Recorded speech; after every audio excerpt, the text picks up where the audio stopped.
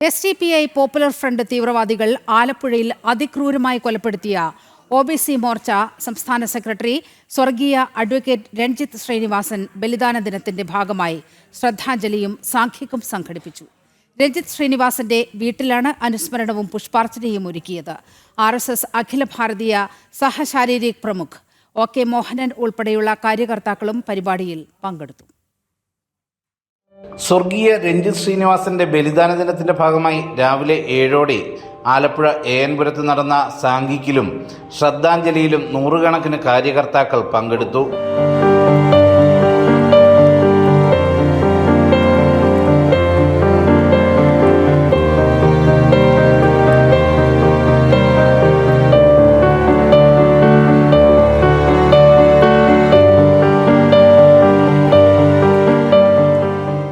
പുഷ്പാർച്ചനയ്ക്ക് ശേഷം RSS അഖില ഭാരതീയ സഹ ശാരീരിക് പ്രമുഖ് OK Mohanan ഉൾപ്പെടെയുള്ള കാര്യകർത്താക്കൾ രഞ്ജിത്ത് ശ്രീനിവാസന്റെ വീട്ടിലെത്തി. തുടർന്ന് വസതിയിൽ സംഘടിപ്പിച്ച പരിപാടിയിൽ BJPയുടെയും വിവിധ മോർച്ചകളുടെയും സംസ്ഥാന ഭാരവാഹികളടക്കം പങ്കെടുത്ത് രഞ്ജിത്ത് ശ്രീനിവാസൻ അനുസ്മരണവും പുഷ്പാർച്ചനയും നടന്നു.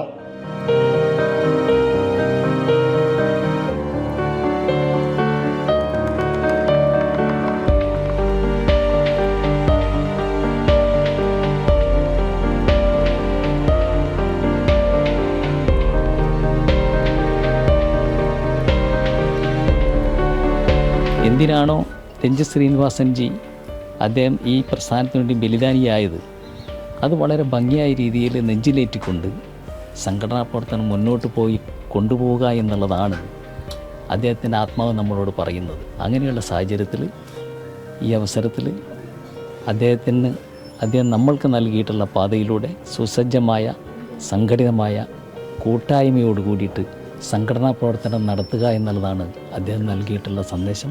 2021 ഡിസംബർ 19 SDPI പോപ്പുലർ ഫ്രണ്ട് തീവ്രവാദികൾ രഞ്ജിത്ത് ശ്രീനിവാസനെ ക്രൂരമായി കൊലപ്പെടുത്തിയത്.